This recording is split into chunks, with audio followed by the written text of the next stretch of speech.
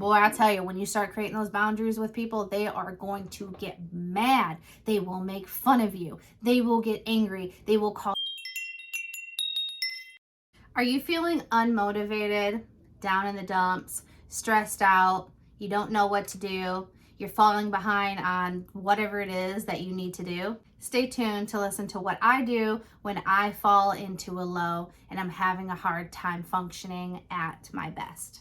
For those of you that are new here, my name is Erica Kroopin and I'm the owner of Kroopin's Poopin, Scoopin, and thank you for stopping by. If you are a longtime subscriber, welcome back. In today's video, we're going to talk about, I don't know if I'm allowed to say depression on YouTube or anxiety. I'm not really too sure if I'm allowed to say that kind of stuff, but it happens. Stress happens. Not every day is going to be rainbows and butterflies. And there's times where I feel like I am struggling to just function. And when that happens, I have tips and I have strategies put in place to make sure that I'm able to take care of the things that I need to take care of that are important. The main thing that has helped me with my mental health and my anxiety and help manage it when I do have a situation where I'm having a tough time is my routine. Now, it took me years to establish this routine, and sometimes I would compare my routines to other people, but I can't compare my routine to somebody that isn't living the type of life that I am living. So think about who you are as a person. Think about what your schedule is like, what you want to accomplish, and make a routine and try to stick to it. At first, it's going to be very difficult, but when you get into a routine and you do the same things every single day, it becomes automatic. So then you start doing these things without even thinking about it. So when a time comes when you're stressed out, your cup is empty because you got nothing to give because you gave to everybody else, you're almost on autopilot and you're just doing the things that are routine, and it's not taking any more energy out of you because it's something that you already do. And if you are in extreme low and you need to cut some stuff out of your routine, kind of have that planned ahead of time. Like, okay, when I just need to do the bare minimum, I just need to do the basics, what can I cut out of my routine? Here's an example of what my schedule looks like.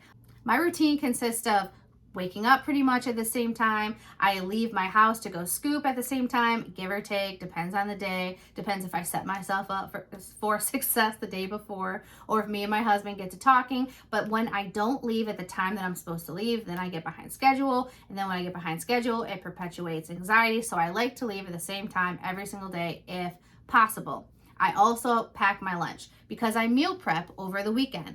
I go grocery shopping on Friday or Saturday, and then I meal prep either Saturday or Sunday, and then I have all of my food for the week for my lunches that I can take to work with me. Because if I don't take a lunch, then I stop at the gas station and I get bad food. And then bad food makes me gain weight, and then gaining weight makes me sad, and it's a perpetual just issue.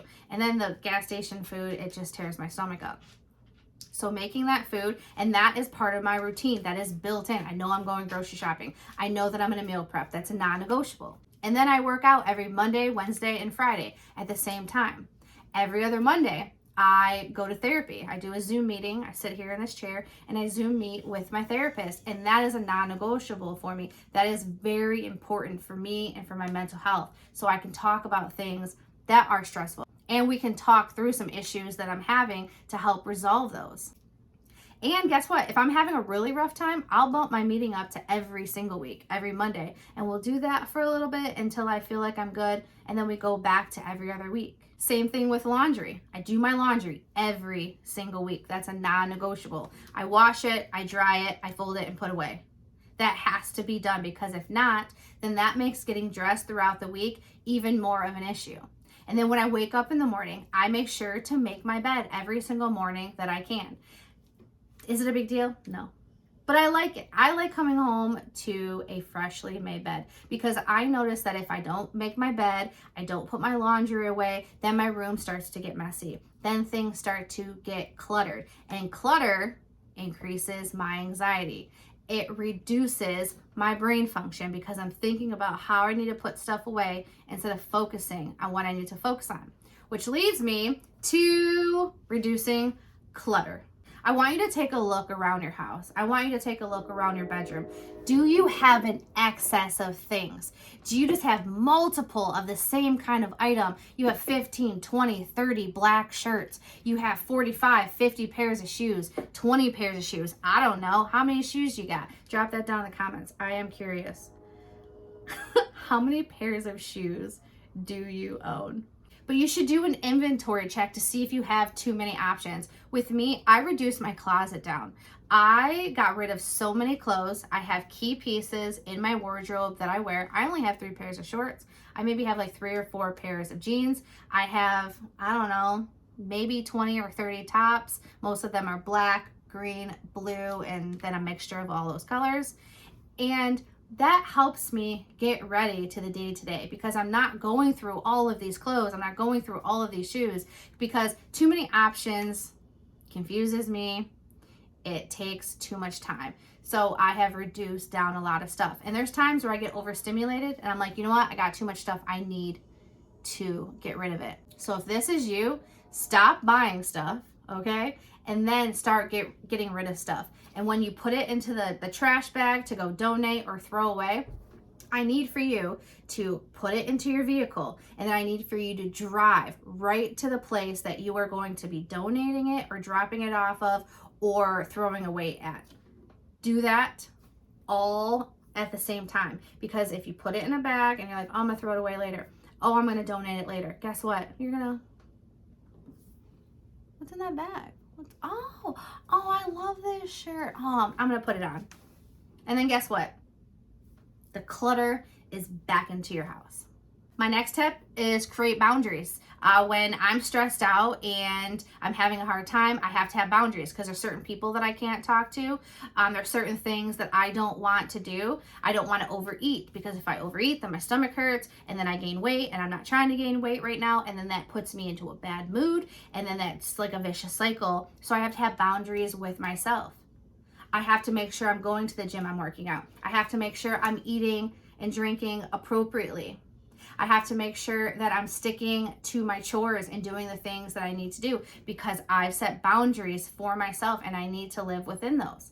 And I know some people might be like, oh, there's so many rules and so many boundaries. I'm the type of person that needs those to function at the level that I want to function at.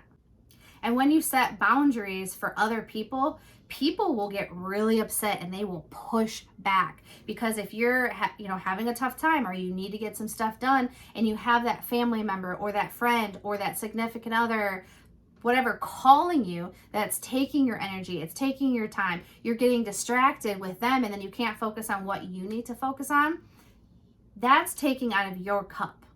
And you need to be putting in as much as you can into your cup because you can't function with an empty cup. You can't give to anybody with an empty cup. So you need to make sure that you are filling up your cup continuously. So creating those boundaries and getting those people out of your life or creating distance with those people that are just like soul suckers is very, very important. And boy, I'll tell you, when you start creating those boundaries with people, they are going to get mad. They will make fun of you. They will get angry. They will call you selfish. They will call you everything because it's a them problem because you were protecting yourself, and stick to it.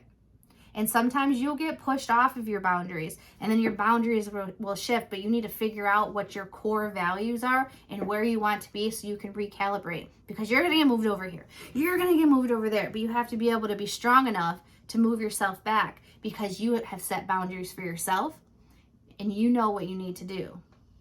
So you're able to recenter. And then last but not least, therapy. I love therapy. I can't tell you to go to therapy or seek out a therapist or a counselor. I used to go to therapy when I was younger. I didn't necessarily like the person that I was talking to, and I didn't have the money to keep going, so I stopped. And then I really did struggle with my emotions and struggling just with some mental health stuff that was going on. And when I started this business, I knew that I wanted to get back into therapy. So that was something that I was thinking about when I was shopping for healthcare. And I was figuring out how my prices need to be set up and how I need to pay myself. I needed to make sure I was making enough money to get healthcare, be able to go to therapy, be able to go and work out, and live a type of lifestyle that I want to live. Because, I mean, we only get this one life, so YOLO. So just take care of yourself. Really listen to what's going on with your mind and your body and be as in tuned as possible. Take care of yourself, set boundaries, create those routines. And if you fall off, start back up. I know it can be exhausting, but if you have good routines and boundaries in your personal life, usually you will have those in business, and you need to have that type of stuff in business, especially, I don't know, in business, and to be a successful entrepreneur. Because I tell you what, this life thing is hard, and we're all just trying to figure it out.